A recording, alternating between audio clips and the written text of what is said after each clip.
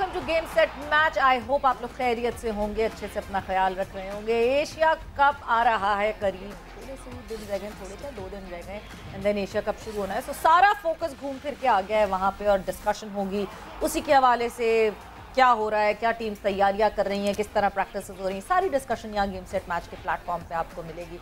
सो हम फिर करेंगे अपनी डिस्कशन का आगाज। मैं हूँ सवेरा पाशा और मेरे साथ मौजूद है अदील अज़हर। अस्सलाम वालेकुम एंड गुड इवनिंग आप सबको। यस इंडीड, एशिया कप के आगाज में अब less than slightly more than 4, कहते हैं 50 घंटे रह चुके हैं। वैसे वाकई सही टाइमर लगाया मैंने, तकरीबन 50 घंटे, बल्कि एग्जैक्टली 50 घंटे रह गए। एंड या I think expectations, discussions and everywhere जहाँ भी आप जा रहे हैं सबके जहनों पर एक ही सवाल कि इंडिया पाकिस्तान के मैच का क्या होने वाला है। तो ऑफ कोर्स हमारे प्रोग्राम में भी हम तफसील से उस पर नज़र डाल रहे होंगे, एशिया कप के हवाले से, पाकिस्तान की तैयारियों के हवाले से, और भी मजीद डिस्कशंस होंगे। लेकिन हस्बे मामूल अपने प्रोग्राम का आगाज़ करते हैं व्हाट्सएप स्पोर्ट्स के साथ। सो ओवर टू सवेरा। बिल्कुल जी, व्हाट्सएप एंड स्पोर्ट्स में क्या ताज़ा तरीन खबरें हैं। व्हाट्सएप एंड स्पोर्ट्स के बाद मेहमान भी हम एक ज्वाइन इन करेंगे। तो सबसे पहले व्हाट्सएप एंड स्पोर्ट्स पे बात करते हैं। एशिया की क्रिकेट पर बादशाहत किसकी होगी ये हमें पता चलेगा कुछ आने वाले दिनों में, जब एशिया कप की होगी शुरुआत। बिकॉज एशिया कप T20 का आगाज सिर्फ 2 रोज़ बाकी हैं और उसके बाद हफ्ते से ये लगातार एक्शन क्रिकेट का जो है वो शुरू हो जाएगा UAE में। एंड देन संडे को यानी इतवार को होगा इवेंट का सबसे बड़ा मैच, पाकिस्तान वर्सेस इंडिया। सो पाक भारत मुकाबला होने वाला है संडे को। और क्वालिफाइंग राउंड की बात करें तो क्वालिफाइंग राउंड में हांगकांग ने UAE को हराकर, UAE को शिकस्त देकर मेन राउंड में अपनी जगह बना ली है। विच मीन्स अगर अब मैं पाकिस्तान के ग्रुप की बात करूं तो पाकिस्तान के ग्रुप में पाकिस्तान, इंडिया एंड हांगकांग। सो ये तीनों जो टीम्स हैं वो पाकिस्तान के ग्रुप में शामिल हैं, विच आई बिलीव पाकिस्तान के लिए it is a comparatively easy group. Because अगर मैं दूसरे ग्रुप की बात करती हूँ तो दूसरे ग्रुप में this Bangladesh, Afghanistan and Sri Lanka. So tough competition उन तीनों के लिए होगा। मैच जो है पाकिस्तान और हांगकांग का वो 2 सितंबर को स्केड्यूल्ड है। कुछ भी हो सवेरा है, कॉन्फ्रेंस को दाद देनी चाहिए कि वो हांगकांग को पाकिस्तान के लिए हल्का हरीफ कंसिडर कर रही हैं, बट ठीक है, फाइन। कोई भरोसा नहीं है हमारी टीम का असल में। लेकिन खैर एनीवे, अभी एशिया कप शुरू होने में 2 दिन रह गए हैं, लेकिन एशिया कप की पहली वीडियो क्लिप जो है वो वायरल हो गई है। और ये क्लिप जो वायरल हुई है वो दुनिया क्रिकेट के 2 अजीम बल्लेबाज, दौरे हाजिर के 2 अजीम बैटर्स, विराट कोहली और बाबर आजम की। एक तो उनका, अगर आपको याद हो ना, जो T20 वर्ल्ड कप में शॉट्स बड़े पॉपुलर उनके हो गए थे, वो तो था अपनी जगह, ड्यूरिंग द टूर्नामेंट हुआ था। अभी बोथ द टीम्स, इनफैक्ट एक टीम प्रैक्टिस करके निकल रही थी, एक टीम प्रैक्टिस करने को आ रही थी। सो बाबर और विराट का वहाँ पे आमना सामना हुआ और विराट ने बहुत गर्मजोशी से आके मुसाफा किया और उनके कंधे पे थपकी भी दी। इसके अलावा ये भी कहते हैं कि मोहम्मद यूसुफ के साथ भी जो है कुछ विराट ने कॉन्वर्सेशन की है, जिसपे इंडिया में काफ़ी चमगोइयाँ हो रही हैं। विराट कोहली को वैसे ही ज़रा एहतियात करनी चाहिए। नहीं मतलब अगर विराट कोहली जो है वो फॉर्म में आ जाएंगे, फिर यहाँ से ये क्लेम किया जाएगा कि मोहम्मद यूसुफ ने टिप दी थी। हो सकता है। बैंगलोर टेस्ट में आपको याद है ना कि बिशन सिंह बेदी बड़े बदनाम हुए थे, कहते हैं जी तौसीफ अहमद और इकबाल कासिम को उन्होंने टिप्स दी थी, जिस पर उन्होंने 87 में इंडिया को शिकस्त दी थी। You never know.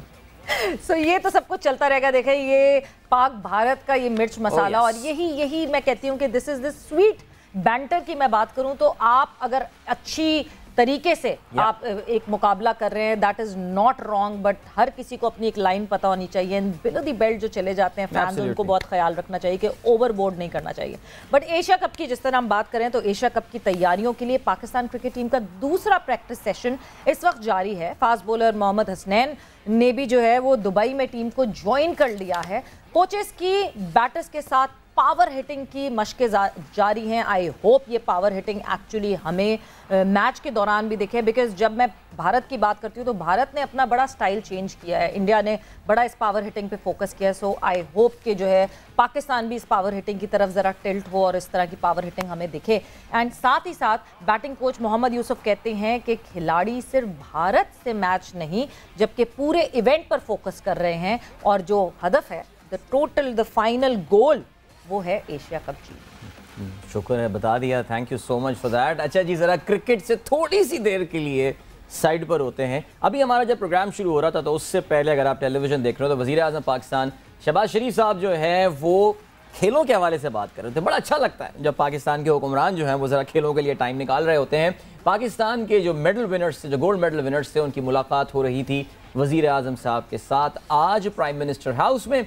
और वहाँ पे हुआ यह है कि जी नू भट्ट और हमारे अरशद नदीम साहब को पॉलिसी के मुताबिक 50-50 लाख रुपए, बिकॉज एशियन गेम्स और कॉमनवेल्थ गेम्स में अगर आप गोल्ड जीतते हैं तो फिर 50-50 लाख रुपए मिलते हैं, और ओलंपिक के लिए 1 करोड़ का ये अमाउंट है। अल्लाह करे ये अमाउंट भी जल्दी हमारी हुकूमत के कॉफर से निकले।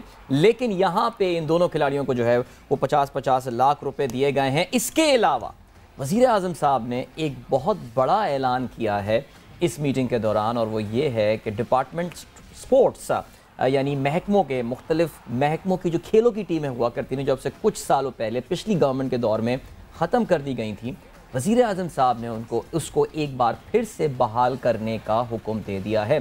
Now it's a massive decision, because हमारे यहाँ जिस तरह खेल स्ट्रक्चर्ड हैं, हमारे यहाँ जो खेलों के साथ एम्प्लॉयमेंट का कॉन्सेप्ट है, उसमें हम जिस स्पोर्ट में भी गए, हम एथलेटिक्स की बात करें, हॉकी की बात करें, बैडमिंटन हो, कुछ भी हो, स्क्वॉश हो, उनका यही कहना है कि डिपार्टमेंटल स्पोर्ट्स ख़त्म होने की वजह से they have very little employment opportunities. और वज़ीर आज़म साहब का ये बयान ज़ाहिर है it of course does not apply to the private companies की अपनी, प्राइवेट बैंक्स की अपनी डिस्क्रिप्शन होगी, लेकिन कम अज़ कम सरकारी इदारों में एक बार फिर से ये जो खेलों के महकमे हैं ये एक बार फिर से कायम हो जाएंगे।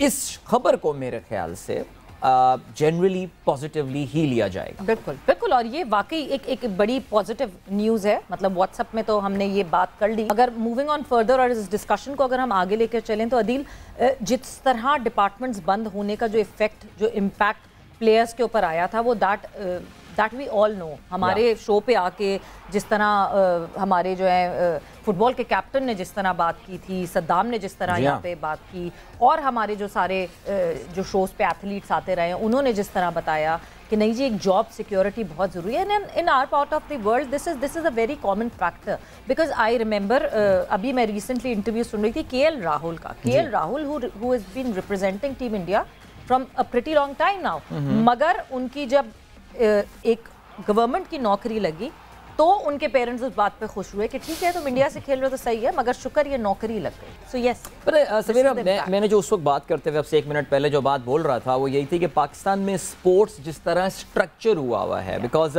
हमने कभी भी, जैसे कि हम हॉकी फेडरेशन का भी सुनते हैं, हमारी बहुत ज़्यादा रिलायंस है कि जी सरकार से ग्रांट आ जाए या कुछ हो जाए, अपने स्पॉन्सर्स देखना, मार्केट में निकल के अपनी एज अ प्रोडक्ट बना के इसको सेल करना। हमारे यहाँ इस तरह का सिलसिला रहा नहीं है खिलाड़ियों में। और इसके देखें, अगर आप मुझसे कहें तो ज़ाहिर है इस पर मैं डिबेट कर सकता हूँ कि ये इट्स अ राइट डिसीजन और अ रॉन्ग डिसीजन, लेकिन जनरली हमारे वो खिलाड़ी जो अपने करियर की एक सर्टन स्टेज पर पहुँच चुके हैं, उनके लिए अब कोर्स चेंज करके प्राइवेट नौकरियां ढूंढना बड़ा इम्पॉसिबल सी बात है। तो उनके साथ कहना ही पड़ेगा कि बड़ी ज़्यादती हुई थी। लेकिन हमारा जो नौजवान है, इसके लिए ये एक लेसन है जो कि अभी इन स्पोर्ट्स में आ रहा है कि उसको अपना प्लान बी भी तैयार रखना पड़ेगा, उसको अपने आप को इस लेवल पर ट्रेन करना पड़ेगा that he can compete on his own internationally. Sponsors ढूंढने पड़ेंगे, फेडरेशंस को भी ये काम करना पड़ेगा। हर काम के लिए सरकार पे देखना ये गलत बात है। और हम बार बार जिक्र करना भी, खैर मैं बताऊँ KHA एक बड़ी अच्छी, कराची हॉकी एसोसिएशन इस हवाले से एक बड़ी अच्छी एग्जाम्पल है कि उन्होंने अपने स्पॉन्सर्स ला के,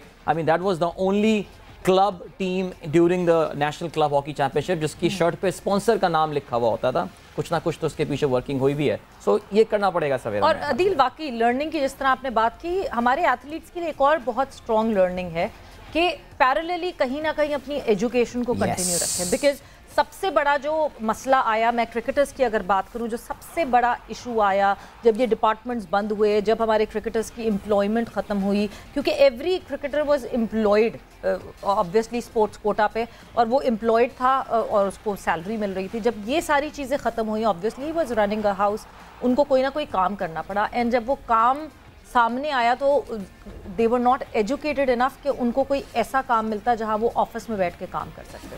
तो ये एक और बहुत बड़ी लर्निंग है कि ठीक है, मुझे पता है it is very tough for an athlete, और हमारे यहाँ इंस्टीट्यूट्स जो हैं वो इस बात को सपोर्ट भी नहीं करते हैं। बिकॉज हम अभी रिसेंटली बात कर रहे थे, रिसेंटली हमारी अभिया से बात हो रही थी, तो अभिया वाज टेलिंग कि वो जहाँ जॉब कर रही हैं वहाँ से उनको लीव नहीं मिल सकती, so she has to leave it all together. So वो सपोर्ट उस तरह नहीं मिलता।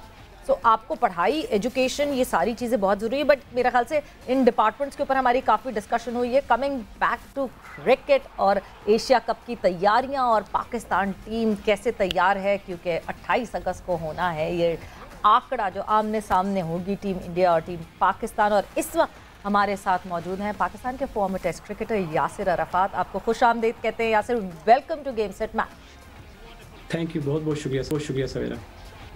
सो यासिर, सबसे पहले तो एशिया कप की तैयारियां जो है वो जोरों शोरों से जारी हैं।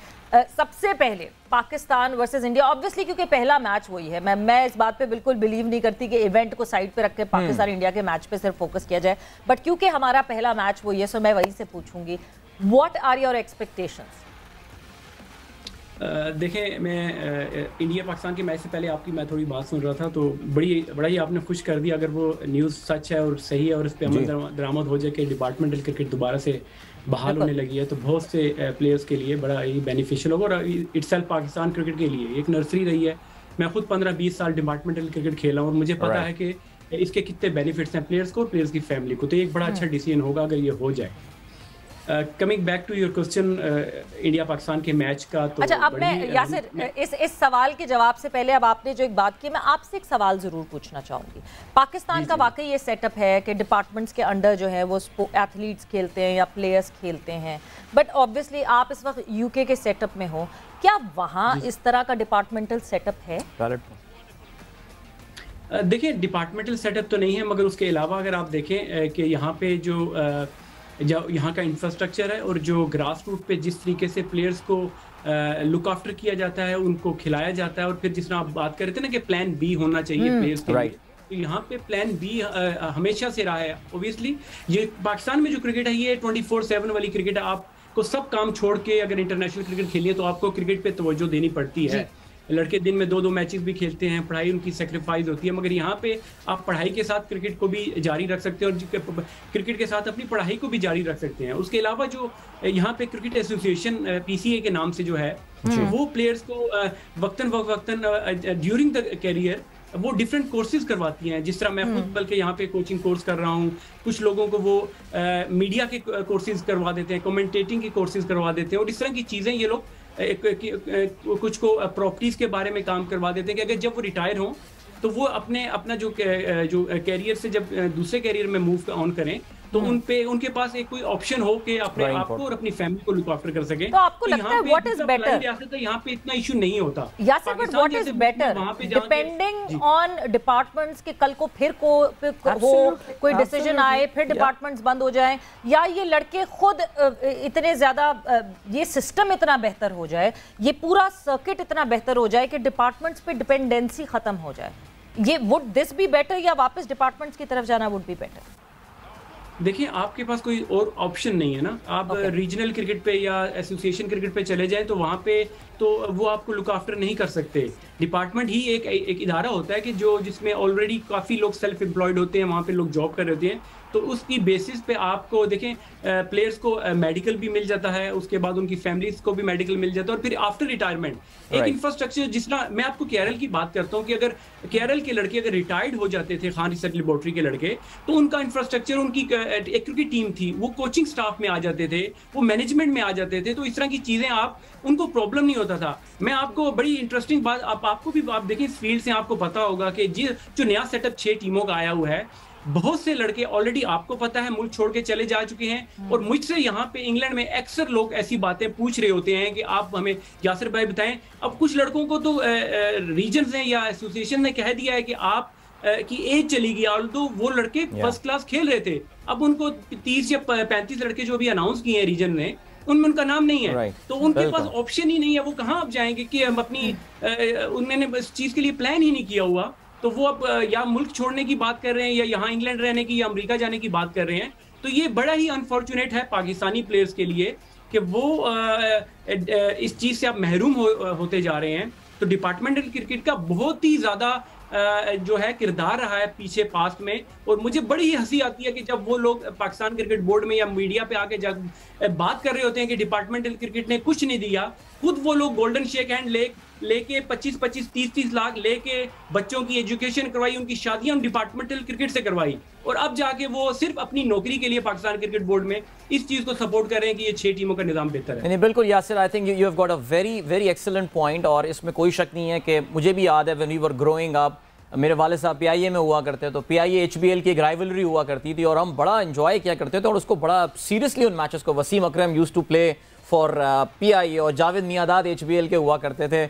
एक सिगरेट के नाम का, अगर आपको याद हो, एक टॉप स्पॉन्सर टूर्नामेंट होता था। लेकिन यासिर चलें, ये बड़ा मजेदार डिस्कशन है और इस पे इंशाल्लाह, बिकॉज आपकी इंग्लिश क्रिकेट की बहुत अच्छी अंडरस्टैंडिंग है माशाल्लाह, you have been around for so long, हम इस पे अलग से डिस्कशन करेंगे। लेकिन let's come to Asia cup now, alright. और एशिया कप में इंडिया वर्सेस पाकिस्तान। यासिर, पहले तो देखें, हम मैच पे तो आते हैं, लेकिन आप खुद इंडिया के खिलाफ पाकिस्तान के कुछ शोराए आफाक मैचेस, T20 फॉर्मेट की हम बात कर रहे हैं। You were a member of the Pakistan side that unfortunately lost in the first world cup का फाइनल। जाहिर है उसका एक साइकोलॉजिकल इम्पैक्ट, ये सारी बातें होंगी। बल्कि मुझे याद आ रहा है कि जो आखिरी इंडिया के खिलाफ आपने T20 वर्ल्ड कप का मैच किया, that was at Premadasa stadium. I was there in the crowd. जरा हमें बड़ी उम्मीद थी कि यासिर अरफात बहुत रन्स कर रहे हैं और हमें विकेट भी लेकर देंगे, बट अनफॉर्चुनेटली हम हार गए।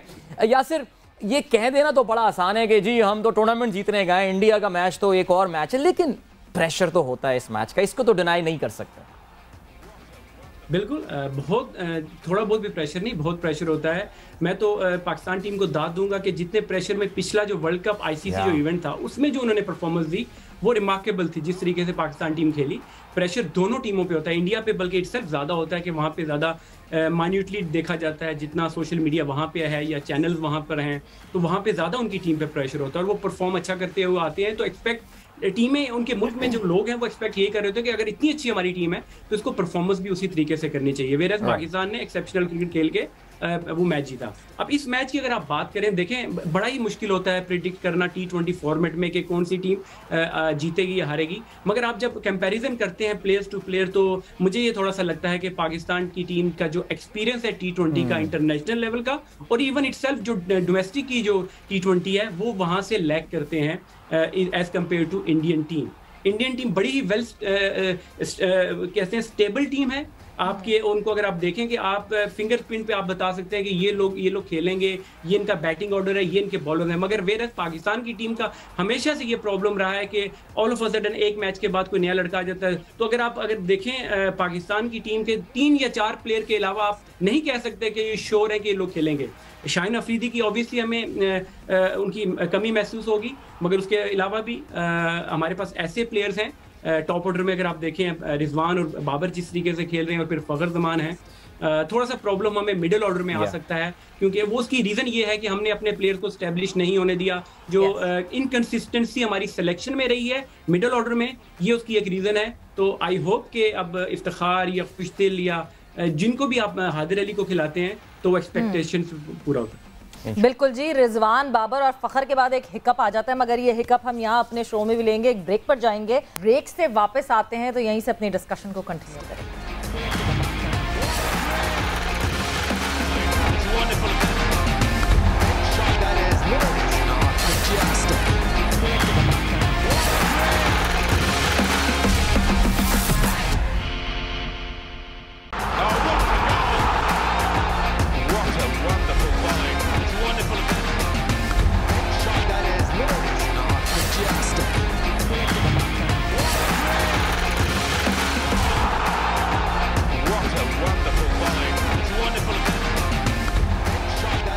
And welcome back to game set match in conversation with Yasir Arafat. और डिस्कशन हमारी हो रही है एशिया कप, बिकॉज अब तो एशिया कप ही होना है, because it's right at the corner. So Yasir, जब हम बात कर रहे हैं टीम पाकिस्तान की, और एक फोर्सफुली एक चेंज आया टीम पाकिस्तान में, ऑब्वियसली शाहीन शाह अफरीदी की अनअवेलेबिलिटी, इंजरी, बड़ा उस पर शोर मचा, no left arm fast bowler, कोई बनाया नहीं, किसी पे काम नहीं हुआ। इवेंचुअली हसनैन का नाम आता है, हसनैन जो कि अपना एक्शन रीमॉडल करके वापस खेल रहे हैं।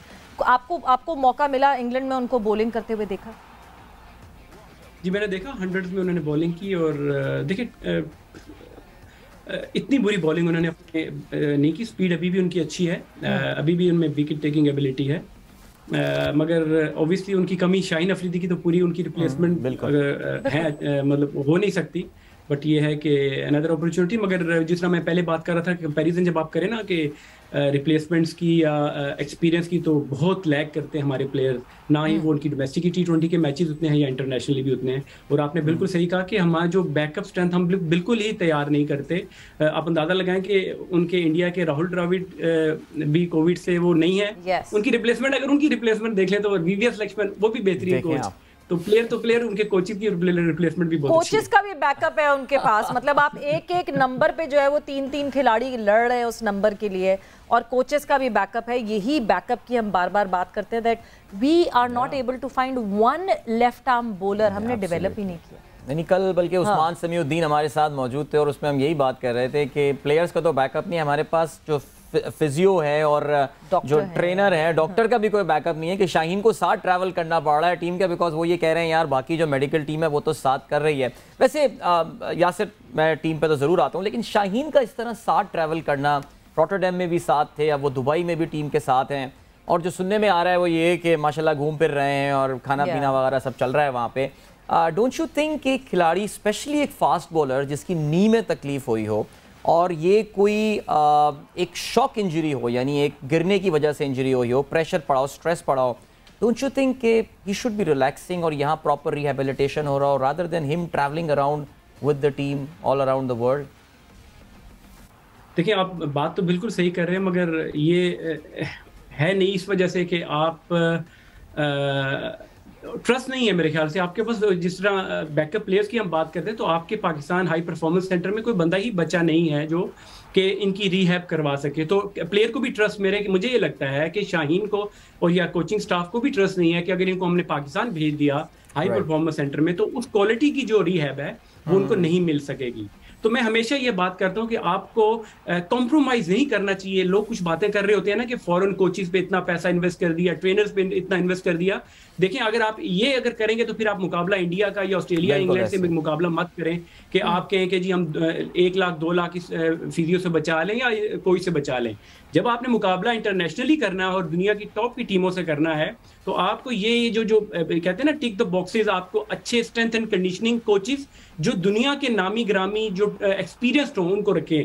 अभी जो 5 कोचेस जो जूनियर लेवल पे आ रहे हैं, ये बड़ा अच्छा एक किस्म का स्टेप इन द सेंस ये है कि आप जूलियन वुड जो हैं, उसके बाद टोबी रेडफोर्ड हैं बैटिंग के, और उसके बाद जो फील्डिंग के जो हैं, मैं खुद जब जूनियर लेवल पे था तो हम लोग A के टूर्स पे जब जाते थे तो जूलियन फाउंटेन जो फील्डिंग कोच है उनको दोबारा लेके आया जा रहा है। तो ये आप शॉर्ट बेसिस पे लाने का मकसद फायदा कोई नहीं। अगर आपने इनको रखना है या स्ट्रेंथ एंड कंडीशनिंग का या कोचेस को रखना है, तो इनको लॉन्गर टर्म पे रखें और इनसे फायदा लें। अदरवाइज आप ये छोटे छोटे स्टिंट्स करवाने का कोई फायदा नहीं। शाहीन अफरीदी की जो आप बात कर रहे हैं, उनको ट्रस्ट नहीं है मुझे ये लगता है पाकिस्तान की जो हाई परफॉर्मेंस सेंटर में। अगर कोई भी, अगर मुझे तो अभी लगता नहीं है कोई वहां पे है, क्योंकि सोमरो जो है मेडिकल ऑफिसर वो भी पाकिस्तान टीम के साथ है, स्ट्रेंथ एंड कंडीशनिंग भी जो है वो भी है, और जो फिजियो है वो भी पाकिस्तान टीम के साथ है।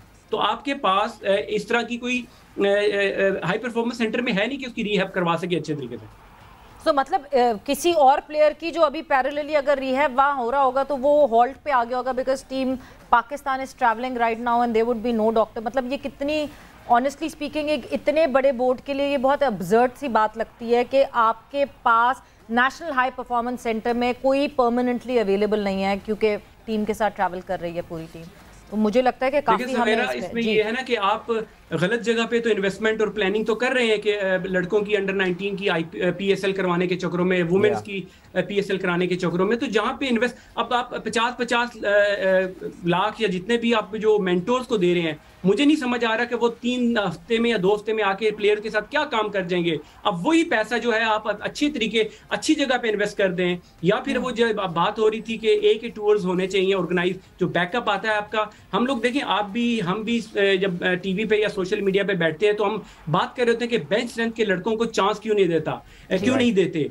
मेरा ये मानना है कि जितने भी ये लड़के अभी पाकिस्तान टीम में 3 या 4 लड़कों को अगर आप निकाल दें, सब लड़कों को A के टूर्स इनके मिसिंग है, जहां पे लड़कों की ग्रूमिंग या ट्रेनिंग होती है। ये लड़के वहां पे सीखे नहीं, पाकिस्तान टीम में सीखने की जगह नहीं है इनको। अगर आप बेंच स्ट्रेंथ की आप बात करते हैं तो इन लड़कों को A के टूर्स, रमीज राजा साहब चेयरमैन हमारे और क्रिकेट बोर्ड को चाहिए कि A के टूर्स ऑर्गेनाइज करें, उनको अच्छी कोचिंग उनको दी जाए, वहां पे उनकी ग्रूमिंग हो, उनकी स्किल डेवलपमेंट हो, जब वो तैयार हो तब उनको पाकिस्तान टीम में लेके आया जाए। फिर ये बहस ही खत्म हो जाएगी कि हम अपनी बेंच स्ट्रेंथ को चेक नहीं कर रहे या उनको चांस नहीं दे रहे। उनको चांस या चेक करने का एक जो शाहीन की टीम है या एक जो टूवर्स हैं वहां पे उनको चेक करना चाहिए।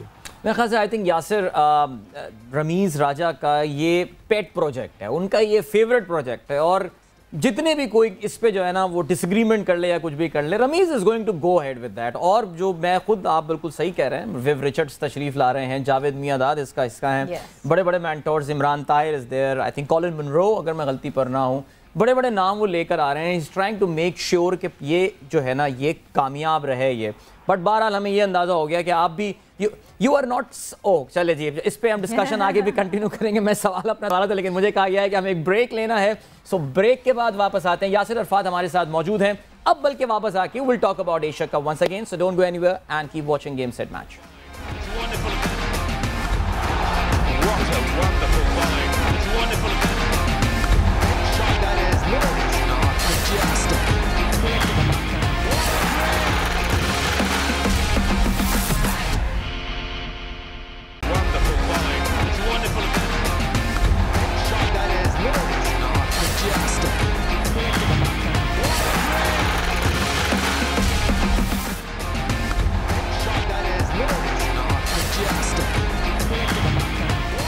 Welcome back to game set match. गुफ्तगू हमारी जारी है, यासिर अरफात हमारे साथ मौजूद हैं। एंड यासिर, एशिया कप, अब हम सारी और बातें छोड़ के, बिकॉज हम एशिया कप की डिस्कशन से शुरू होते हैं और हम इधर से उधर डीरेल हो जाते हैं, बट अब हम सिर्फ एशिया कप की बात करेंगे।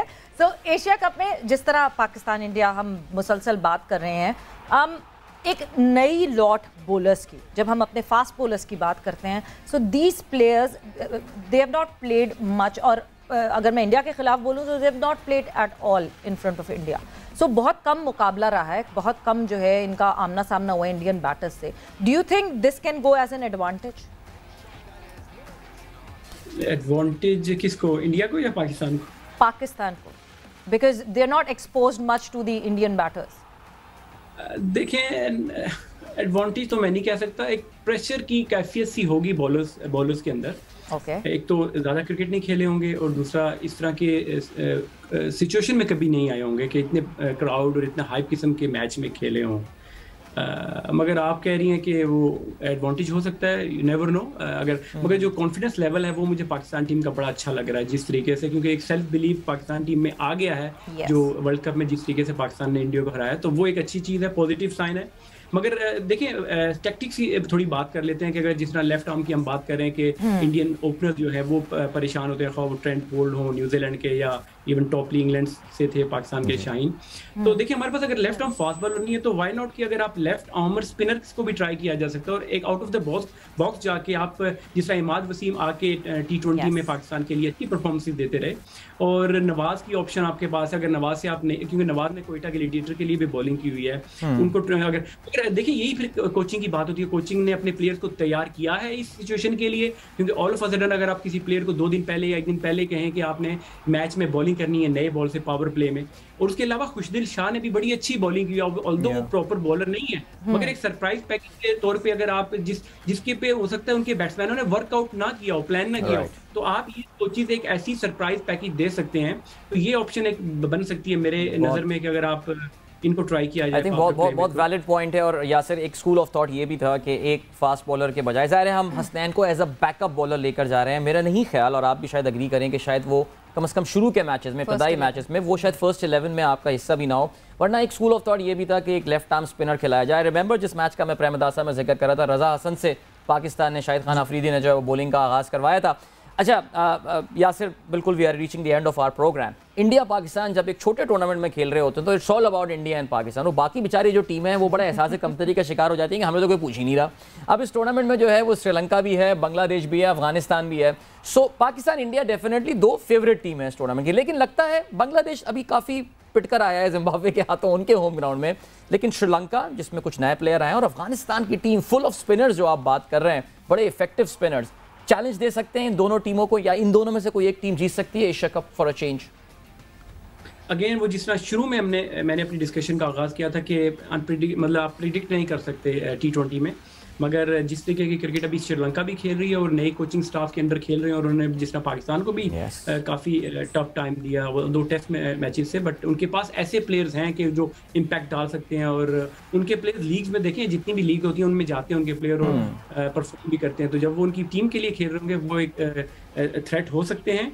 और उसके अलावा अफगानिस्तान के भी सिमिलरली वही है, उनके भी लोग उनकी जो खेलने का तर्ज है, जो तरीका है, जिस तरीके से वो खेलते हैं वो इनको बिल्कुल सूट करती है T20 क्रिकेट। जितना फॉर्मेट छोटा होता है, इवन T10 भी होती है, तो वहाँ पे इनके जो प्लेयर्स हैं वो बड़े ही इफेक्टिव होते हैं छोटी फॉर्मेट में। तो अफगानिस्तान को भी आप इजी नहीं ले सकते। ठीक है, इंडिया पाकिस्तान की एक हाइप क्रिएट होती है, आप हर बंदा ये सोचता है कि इन्होंने जीतना, मगर इनको भी आप इजी नहीं ले सकते। और इंटरनेशनल क्रिकेट आप इवन हांगकांग की टीम से भी खेल रहे हैं तो आप उसको इजी नहीं ले सकते। तो एवरी गेम जो होगा, हर मैच जो होगा वो आपको जीतना होगा और खेल के जीतना होगा। बिल्कुल, क्योंकि T20 फॉर्मेट है ही ऐसा कि एक अच्छा ओवर या एक अच्छी इनिंग किसी एक बैटर की तरफ से आ जाए तो गेम पलट जाता है। But thank you Yasir, thanks a lot, बहुत बहुत शुक्रिया आपके टाइम का। वक्त यहाँ खत्म हो गया गेम मैच का, और जिस तरह डिस्कशन हो रही है इसी तरह एशिया कप के हवाले से बहुत डिस्कशन अब आप सुनेंगे यहाँ पे। स्पेशल प्रोग्राम्स भी आपके लिए गेम सेट मैच के प्लेटफॉर्म पे मिलेंगे। सो विद दिस यहाँ पे वक्त खत्म हो गया है। अदील और सवेरा को इजाजत दीजिए, अपना ख्याल रखिएगा, टेक केयर, बाय बाय, अल्लाह हाफिज।